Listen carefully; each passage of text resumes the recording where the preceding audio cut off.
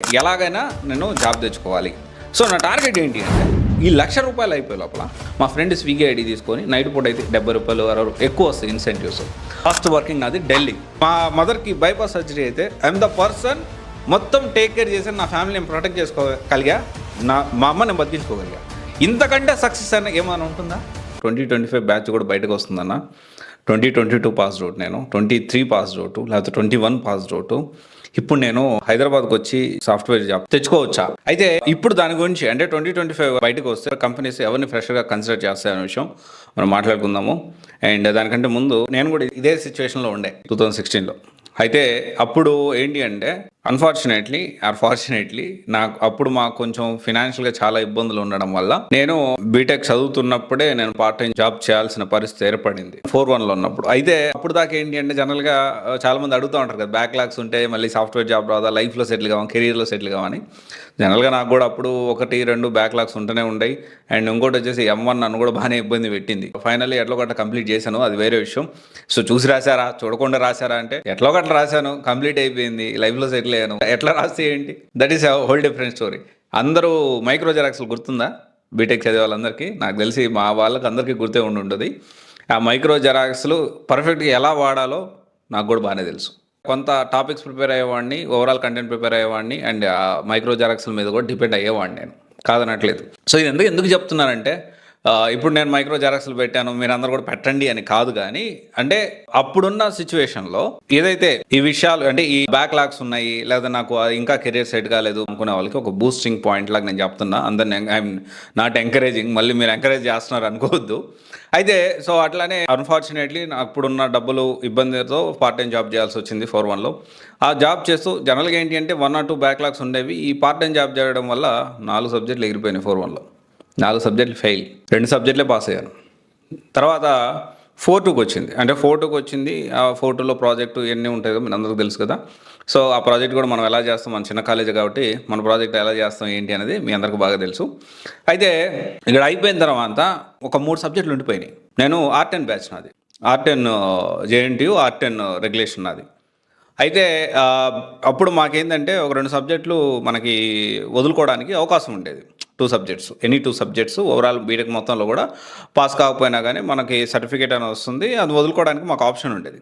So finally BTech అయిపోయింది. BTech అయిపోయిన తర్వాత కూడా నాకు 4 సబ్జెక్టులు ఉన్నాయి. 4 సబ్జెక్టులు ఇంకా పెండింగ్లో ఉంటే అది కూడా మళ్ళీ మన ఎంత బ్యాడ్ లక్ అంటే మనది ఎట్లుంటుందంటే అప్పుడు దాకా ఏ కాలేజీలో ఆ కాలేజీలోనే ఎగ్జామ్స్ జరిగాయి. మనకు మాత్రం ఏంటంటే ఆ లాస్ట్ R13 బ్యాచ్ వచ్చిన తర్వాత R13 రెగ్యులేషన్ వచ్చింది. తర్వాత ఏంటంటే ఈ జంబ్లింగ్ జరిగింది. అంటే మన ఒక కాలేజీ ఇంకో కాలేజీలో వెళ్ళి ఎగ్జామ్ రాయాలి. సరేలే వాళ్ళని బదిలాడుకొని ఎట్లకట్లా బయట కంప్లీట్ చేద్దాంలే, కంప్లీట్ చేసి ఏదో చిన్న ఉద్యోగం వస్తలే అనుకుంటే ఆబ్వియస్లీ కాలేజ్ మారేది. సో అక్కడ స్ట్రిక్ట్ అయిపోయింది. సరే మళ్ళీ ఎట్టో ఒకటి తంటాలు పడి కష్టపడి కొంత నేర్చుకొని, కొంత భగవంతుడి దయ, కొంత మైక్రో జెరాక్స్ల దయ, సో మొత్తానికి ఎట్టకేలకు మంచి పర్సంటేజ్ తోనే ఒక 68-69% తోటి మెకానికల్ ఇంజనీరింగ్ అనేది కంప్లీట్ చేశాను. కంప్లీట్ చేసి ఇదంతా అయ్యేసరికి జూన్ అయింది. నాకు అయిపోయిన తర్వాత హైదరాబాద్ వచ్చి కోర్స్ నేర్చుకుందామంటే నా దగ్గర డబ్బులు లేవు. మా నాన్న అప్పుడు ఉన్న పరిస్థితుల్లో హైదరాబాద్కి వెళ్ళాలి అంటే, హైదరాబాద్కి వచ్చి కోర్స్ నేర్చుకోవాలి అంటే ఛార్జీలకు ఒక ₹1000 అయినా కానీ ఒక 600-500 టికెట్ ఉండేది. అప్పుడు 400-500-600 ఆ రేంజ్లో ఉండే టికెట్. అండ్ 500 టికెట్ వేసుకున్నా కానీ తర్వాత ఇక్కడికి వచ్చి లేదన్నా ఒక ₹1000 అవుతుంది. ₹1000. ఆ తర్వాత హైదరాబాద్ రావడం సమస్య కాదు, హైదరాబాద్లో ఉండడం సమస్య, హైదరాబాద్లో కోర్స్ నేర్చుకోవడానికి సమస్య. ఎందుకంటే డబ్బులు లేవు. హైదరాబాద్ వచ్చి ఒక చిన్న హాస్టల్లో ఉండాలన్నా కానీ మేము ఉన్నప్పుడు అమీర్పేటలో 2500-3000 కూడా హాస్టల్స్ ఉండేవి. 3000 అంటే అప్పుడు కొంచెం ఒక 10 years 8 years 7 years బ్యాక్ కొంచెం ఎక్కువ పెద్ద అమౌంట్ మాకు. అయితే తర్వాత కోర్స్ నేర్చుకోవాలంటే 10-15 అవుతుంది. సో ఎప్పుడు జాబ్ వస్తుంది అనేది తెలియదు మనకి, అంటే డబ్బులు లేవు. అంటే హైదరాబాద్ రావడానికి మంత్లీ నా మెయింటెనెన్స్ అంటే నేను ఒక కోర్సు ఒక 10-15 20 కోర్స్ నేర్చుకుంటే నెలకి ఒక 3000-3500 హాస్టల్ ఫీజు పెట్టుకుంటే ఇంకో ₹1000-1500 జాగ్రత్తగా ఖర్చు పెట్టుకుంటే, బయట ఎక్కువ తినకుండా అవసరమైనప్పుడే మనం ఆదివారం తినలేము, ఉప్మా ఏదో పెడతా ఉంటారు, అస్సలు బాగోదు. అది మనం తినలేనప్పుడు లేకపోతే ఇంకెప్పుడన్నా మనం తినాలనిపించినప్పుడు ఒక 1000-1500 అంటే నేను హైదరాబాద్లో ఉండాలంటే 20,000 ప్లస్ నెలకి 5,000. ఎప్పటి వరకు? జాబ్ వచ్చే వరకు. జాబ్ ఎప్పటి వరకు వస్తుంది తెలియదు. సో ఇదంతా పరిస్థితుల్లో మా నాన్న నాకు 35,000 నాకు ఇచ్చి హైదరాబాద్లో కోర్స్ నేర్చుకోవడానికి పంపించలేని ఇబ్బందుల్లో మా ఫ్యామిలీ ఉంది. అయితే దానికోసం నేను 6 months ఆగాల్సి వచ్చింది. ట్రస్ట్ మీ, ఆ టైంలో ఎన్ని అవమానాలు ఎదుర్కొన్నానంటే, ఎంత ఇన్సల్టింగ్ అంటే, అరే బీటెక్ చేసిండు, ఖాళీ తిరుగుతున్నాడు, అసలు ఈ సబ్జెక్టులు అయ్యాయా అవ్వకుండానే ఊరికి అయినాయి అని ఎక్కడెక్కడ తిరుగుతూ ఉన్నాడు, ఇంకెప్పుడు సెటిల్ అవుతాడు, అందరూ వెళ్ళిపోయి జాబులు చేసుకుంటూ అది ఇది చేసుకుంటా ఉన్నారు, నువ్వెప్పుడు సెటిల్ అవుతావు, ఇంకా తిని తిరగడమేనా, ఊర్లోనే ఉంటావా, నీ బతుకు ఇక్కడేనా. చాలా అవమానాలు. మా రిలేటివ్స్ కానీ, అంటే మన ముందు అనకపోయినా కొంతమంది, అందరూ కాదు, కొంతమంది రిలేటివ్స్ వాడికి గాలికి తిరుగుతూ ఉంటాడు, వాడికి అంత సీన్ లేదు, అయిపోయింది ఏదో బీటెక్లో వాడేదో వానాకాలం చదువు ఎందుకు పనికి వస్తుంది చదువు. ఫార్చునేట్లీ అన్ఫార్చునేట్లీ అట్లా అందరూ కూడా మాట్లాడుకుంటూ ఉన్నారు. 6 నెలలు గడిచిపోయినాయి. ఉదయాన్నే లేవడం, అప్పుడు మనకి ఆన్లైన్లో కోర్స్ నేర్చుకోవాలి ఫ్రీగా, ఇంత యూట్యూబ్ రిసోర్సెస్ కూడా అప్పుడు మనకి ఊర్లో ఉన్నగా నాకు ఇంటర్నెట్ ఉంటే నేనే ఏదైనా నేర్చుకోవచ్చు అనే కాన్సెప్ట్ కూడా లేదు, అది కూడా లేదు. అంత ఫ్రీగా, అంత యూట్యూబ్ ఇంకా అంత పాపులర్ కాలే, అంత ఫ్రీగా కోర్సులు ఎక్కడ అవైలబిలిటీ లేవు. అండ్ ఉడేమీలో నేర్చుకుందామంటే అంత ఇంగ్లీష్ మనకు రాదు, మనకు చాలా బేసిక్ ఇంగ్లీషు. సో ఎందుకంటే నేను చిన్నప్పటి నుంచి వచ్చాను కాబట్టి చాలా బేసిక్ ఇంగ్లీష్ వచ్చు. అండ్ అంటే మా అవతలలో చెప్పేది incoming okay, out going not okay, అట్లా ఉండేది అనమాట. సో ఇప్పుడు నేను ఫ్లూయెంట్ ఇంగ్లీష్ అంటే, నేను ఇంగ్లీష్ టీచర్ని కాదు, నాకేం ఫ్లూయెంట్ ఇంగ్లీష్ అవసరం లేదు. సో ఐఎమ్ హ్యావింగ్ ఇప్పుడు ఉన్న సిచ్యువేషన్లో మంచి లైఫ్ స్టైల్ నాది ఉంది. అండ్ ఐఎమ్ డూయింగ్ ఎనఫ్ అనమాట. పెద్ద పెద్ద వాళ్ళతో, చాలా బిగ్ పర్సనాలిటీస్తో నేను మీట్ అవుతూ ఉంటాను. సో ఇట్స్ ప్రజెంట్ ఉన్న సిచ్యువేషన్లో ఎండా టచింగ్ అన్నట్టు అంత ఇంగ్లీష్ నాకు రాకపోయినా ఐఎమ్ మేనేజింగ్ వాట్ ఎవర్, నేను ఏదైనా కానీ నాకు ఉన్న దాంట్లో మేనేజ్ చేసుకుంటున్నాను. అండ్ ఇప్పుడు అవుట్ గోయింగ్ మరీ ఫాస్ట్ కాకపోయినా కొద్దిగా ఉంది అవుట్ గోయింగ్. ఓకే, సో నేను ఇదంతా మీకు ఎందుకు చెప్తున్నానంటే, ప్రోక్రాస్టినేషన్ అనే పాయింట్ గురించి నేను ఇదంతా కూడా చెప్తా ఉన్నాను. ఇట్ డజంట్ మీన్ దట్ నేను నా గురించి చెప్పడం కాదు. సో ఇది అర్థం చేసుకోండి, సిచ్యువేషన్ ఏంది అనేది అర్థం చేసుకోండి. సో ఆ సిచ్యువేషన్లో 6 months తర్వాత మా నాన్న ఎట్లా కొట్లా వేరే వాళ్ళని 1 లక్ష రూపాయలు అప్పటికి తీసుకొని, నాకు అందులోకి మనం ఈ టైంలో ఖాళీగా ఉండగా ఎలాగైనా జాబ్ రావాలి, సో బ్యాక్ డోర్లో వెళ్దామని చెప్పి నేను ఆ రోజు డబ్బులు కట్టడం జరిగింది. ఇప్పుడు మనం అడిగింది ఏంటి అంటే, ఎలాగైనా నేను జాబ్ తెచ్చుకోవాలి, ఎలాగైనా నాకు జాబ్ రావాలి, జాబ్ ఇప్పించండి అని అడిగాను. ఏం నేర్చుకోవాలనేది అప్పుడు నాకు ఒకరిద్దరు చెప్పారు, ఇది నేర్చుకో బాగుంటుందని చెప్పారు. కానీ నాకు అర్థం కాలే, ఇదేంది ఇది నేర్చుకోమని చెప్తున్నారు, జాబ్ అడిగితే మా వాళ్ళు అడుగుతుంది అని అనుకున్నా. అయితే ఆ విధంగా జరిగింది, అయిపోయింది. సరే మొత్తానికి ఎలాగో 6 months తర్వాత నేను హైదరాబాద్ వచ్చాను. మన టైం బ్యాడ్ అయ్యి ఆ డబ్బులు పోయినాయి, బ్యాక్ డోర్లో డబ్బులు పోయినాయి. సో మళ్ళీ కొంచెం ఏంటి అంటే, ఆ డబ్బులు మనం కష్టార్జితం కాబట్టి మళ్ళీ మనకు ఆ డబ్బులు ఎట్లా కూడా వెనక్కి వచ్చాయి, అది వేరే విషయం. అయితే వచ్చిన తర్వాత నా దగ్గర 1,35,000 డబ్బులు ఉన్నాయి. సో 1,50,000 అంటే ఒకరికి 1,50,000 కడితే దానికి 1,35,000 నాకు రిటర్న్ వచ్చాయి. సో అయితే నా దగ్గర ఉన్నది 1,35,000 డబ్బులు ఉన్నాయి. సో 35,000 నేను ఇంటికి పంపించేశాను. ఇంటికి పంపించేసి 1,00,000 రూపాయలు నాకు ఆడబెట్టుకున్నాను. సో నా టార్గెట్ ఏంటి అంటే, ఈ 1,00,000 రూపాయలు అయిపోయే లోపల నేను ఎట్లా ఖర్చు పెట్టానో మీకు చెప్తాను. 1,00,000 రూపాయలు అయిపోయే లోపల నాకు జాబ్ రావాలి టార్గెట్ పెట్టుకున్నాను. అండ్ నాకు తెలీదు, నేను ఏ కోర్స్ నేర్చుకోవాలో తెలియదు, ఏం చేయాలో నాకు తెలియదు. బట్ ఏంటంటే, ఈ 1,00,000 రూపాయల్లో అయిపోయే లోపల నేను జాబ్ తెచ్చుకోవాలి, ఇంట్లో వాళ్ళ మీద డిపెండ్ అవ్వడం ఆపేయాలి అని చెప్పి నేను ఆ రోజు ఆలోచించి సో ఇక్కడ మన ఫ్రెండ్ వచ్చేసి, అరే నువ్వు డిజిటల్ మార్కెటింగ్ జాయిన్ అవ్వరా, వాళ్ళ చెల్లిని కూడా జాయిన్ చేస్తూ నువ్వు డిజిటల్ మార్కెటింగ్ జాయిన్ అవ్వు అని చెప్పి వాళ్ళ చెల్లితో పాటు నన్ను కూడా జాయిన్ చేయించడం జరిగింది. సో అప్పుడు నా జర్నీ స్టార్ట్ అయింది. అండ్ ఫస్ట్ 22,000 పెట్టి బైక్ కొన్నా. Okay, Pulsar second hand bike కొన్నా. ఒక 25,000 26,000 పెట్టి ల్యాప్టాప్ కొన్నా. మా ఫ్రెండ్ తీసిచ్చాడు. అది కూడా ఏంటి అంటే, మా ఫ్రెండ్ రిలయన్స్లో పనిచేసేవాడు, మా ఊర్లోనే, కందుకూరులోనే. వాడు డిస్కౌంట్ అది ఇది కూపన్స్ అవి అప్లై చేసి ఒక 33,000 32,000 ల్యాప్టాప్ని నాకు 26,000 వాడు పంపించాడు వాడి దగ్గర ఉండి. అండ్ తర్వాత వచ్చేసి ఇంకా నా దగ్గర ఎంత ఉన్నాయి, ఇప్పటికే ఆల్రెడీ 56,000 57,000 అయిపోయినాయి. అండ్ తర్వాత వచ్చేసి కోర్సుకి నేను 23,000 కోర్సు కట్టా.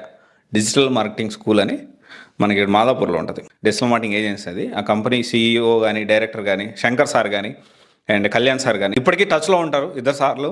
ఫస్ట్ నాకు ఇట్లా చేస్తే బాగుంటుంది అనుకో, ఇన్స్పైరింగ్ స్టోరీస్ నేను దగ్గర నుంచి వాళ్ళ స్టోరీస్, వాళ్ళ లైఫ్ స్టైల్ని ఇదంతా నేను చూసే నేను కూడా ఒక ఎంటర్ప్రెన్యూర్ కావాలి అని ఆ రోజు డిసైడ్ అయ్యాను నేను. సో అయితే 57,000 ప్లస్ 23,000, 57 ఒక 30 80,000. సో ఇంకా నాకు మిగిలింది 20,000 మాత్రమే.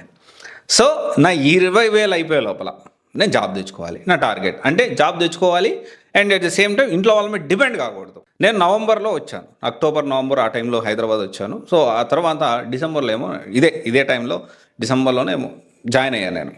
అయితే క్లాస్లో మా దగ్గర దాదాపు 15+ ఏమో స్టూడెంట్స్ ఉండేవాళ్ళు. అందరికంటే కూడా అంటే టార్గెట్ 20,000. ఈ 20,000 అయిపోయే లోపల నేను జాబ్ తెచ్చుకోవాలి, 20,000 అయిపోయి నేను జాబ్ తెచ్చుకోవాలి. నేను క్లాసులు వినేవాడిని, at the same time job సంగతి చూసుకునేవాడిని. అండ్ 1 వీక్ 10 డేస్ తర్వాత నుంచే, ఫస్ట్ 10 డేస్ తర్వాత నుంచే నేను ఇంటర్వ్యూస్ అటెండ్ అవ్వడం స్టార్ట్ చేశాను. చిన్న చిన్న కంపెనీ 3000 ఉద్యోగం అయినా కానీ సన్ సిటీ దాకా వెళ్ళాను. నేను మాదాపూర్ నుంచి సన్ సిటీ దాకా 3000 ఇంటర్న్గా నాకు జాబ్ ఇస్తాను అంటే ఆ ఇంటర్వ్యూ అటెండ్ అవ్వడం కోసం నేను ఇక్కడి నుంచి నా దగ్గర ఉన్న చాలా తక్కువ డబ్బులు, 20,000 అంటే చాలా తక్కువ కదా, అయిపోతూ ఉన్నాయి, రోజు రోజుకి అయిపోతూనే ఉంటాయి. ఒకరోజు బండి తీస్తే ఏముంది, 50 రూపాయలు 60 రూపాయలు అయిపోయా, పెట్రోల్ అయిపోతుంది. సో అక్కడి నుంచి అయినా కానీ నేను అక్కడ ఎందుకు వెళ్ళానంటే ఇంటర్వ్యూ ఎక్స్పీరియన్స్ కోసం. వాడు ఇచ్చేది 3,000, కానీ అసలు ఏం క్వశ్చన్లు అడుగుతాడు, 3,000 జీతం అంటున్నాడు, ఇంటర్న్ అంటున్నాడు, అసలు ఏంటి, ఇలా చాలా ఇంటర్వ్యూస్ అటెండ్ అయ్యాను. మా బ్యాచ్లో ఫస్ట్ జాబ్ వచ్చింది నాకే. ప్యాకేజ్ ఏం ఎక్కువ రాలేదు, 6,000 ఫస్ట్ జీతం నాది, 6,000 చెప్తున్నాను. అండ్ ప్యారలల్గా నైట్ పూట ఇంట్లో వాళ్ళు డిపెండ్ కాకూడదు. ఓకే, ఫస్ట్ నాకు జాబ్ ఇంట్లో వాళ్ళ మీద డిపెండ్ కాకూడదు. నేనేం చేశాను, మా ఫ్రెండ్ స్విగ్గీ ఐడి తీసుకొని నైట్ పూట అయితే 70 రూపాయలు 60 ఎక్కువ వస్తాయి ఇన్సెంటివ్స్. ఆఫ్టర్ 10:30 ఇన్సెంటివ్స్ ఎక్కువ వస్తాయి స్విగ్గీలో. ఇన్సెంటివ్స్ ఎక్కువ వస్తాయని రాత్రి పూట ఒక 4-5 ట్రిప్పులు, ఆ ట్రిప్పులు అంటే 5-6 మందికి అట్లా డెలివరీ చేసి, సో నైట్ పడుకొని మళ్ళీ పొద్దున్నే అట్లా ఆఫీస్కి వెళ్ళి అట్లా నా కెరియర్ని స్టార్ట్ చేసి, నేను ఎవ్రీ టైం ఎప్పటికప్పుడు అప్డేట్ అవుతూ డిజిటల్ మార్కెటింగ్తో కెరియర్ స్టార్ట్ చేశాను. తర్వాత గ్రాఫిక్ డిజైనింగ్ నేర్చుకున్నాను, గ్రాఫిక్ డిజైన్ మీద వర్క్ చేశాను. తర్వాత వచ్చేసి ఈ జావా నేర్చుకుందాం ట్రై చేసిన వల్ల కాలేదు. తర్వాత వచ్చేసి పైథాన్ ఫుల్ స్టాక్ దాని మీద నేర్చుకున్నాను.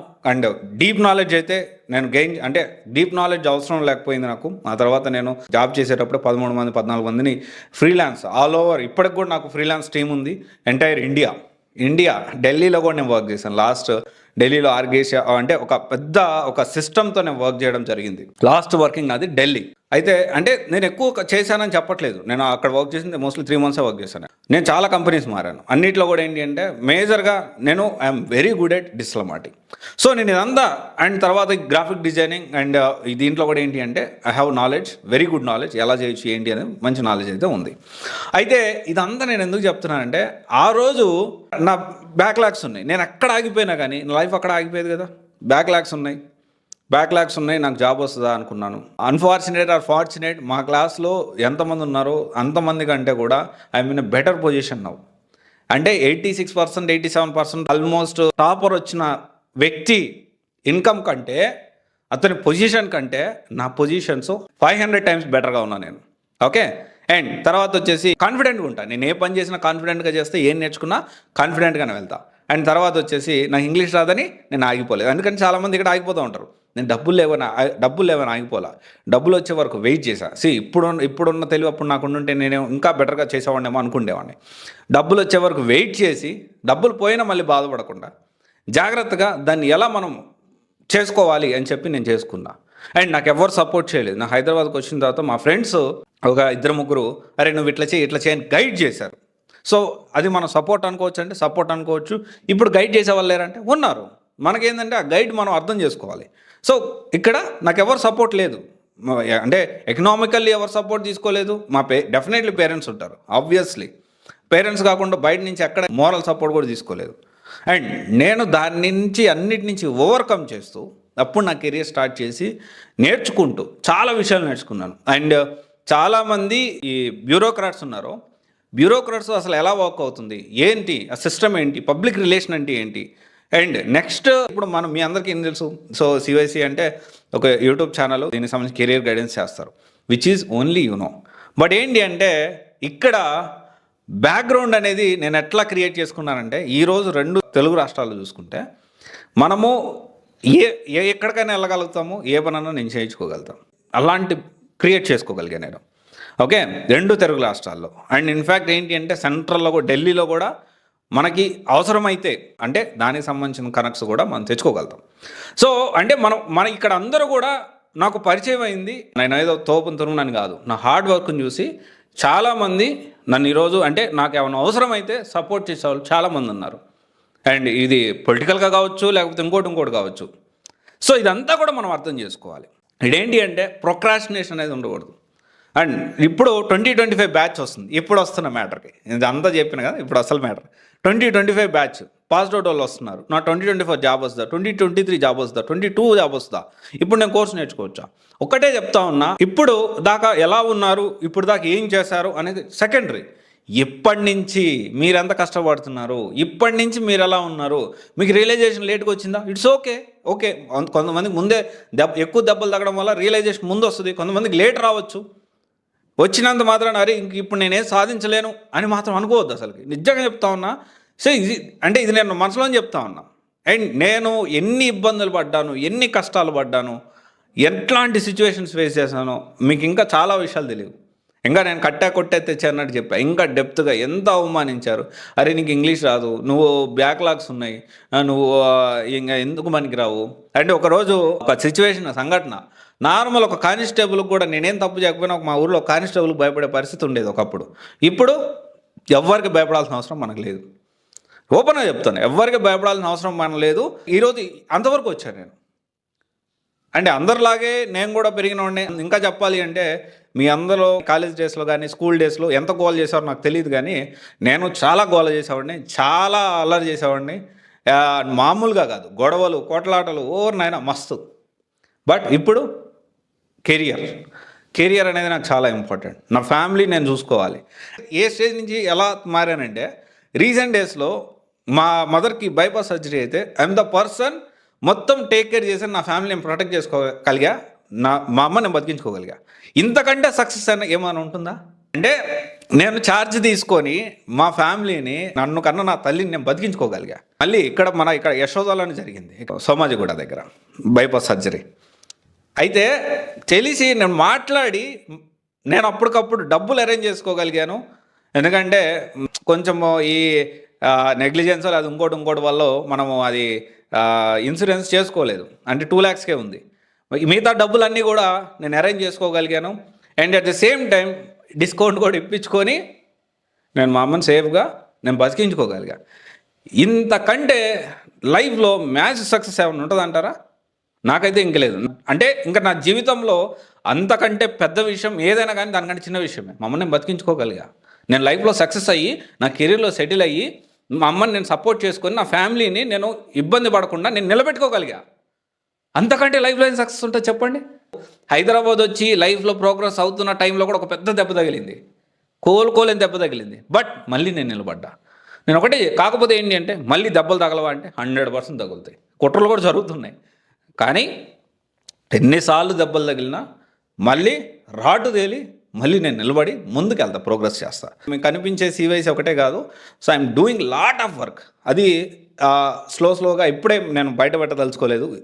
సో అది ఏ లెవెల్లో ఉండబోతుందంటే, నేను ఓపెన్గా చెప్తా ఉన్నా, ఒక PR సిస్టమ్, ఈ పబ్లిక్ రిలేషన్ అసలు ఎలా మాట్లాడాలి, ఎలా ఉండాలి, అండ్ ఈ సర్వేస్ కానీ పొలిటికల్ సర్వేస్ కానీ ఇవన్నిటిలో కూడా నేను కమింగ్ డేస్లో దీని మీద గురించి కూడా PG కూడా చేయబోతా ఉన్నాను. ఆల్రెడీ గ్రౌండ్ వర్క్ స్టార్ట్ చేశాను. కమింగ్ డేస్లో నాకు ఆల్రెడీ సీట్ కూడా కన్ఫర్మ్ అయింది. సో కన్ఫర్మ్ అయినప్పుడు మీకు అప్డేట్ చేస్తాను. అది వెరీ గుడ్ న్యూస్. నా లైఫ్లో నెక్స్ట్ ప్రోగ్రెస్ అది.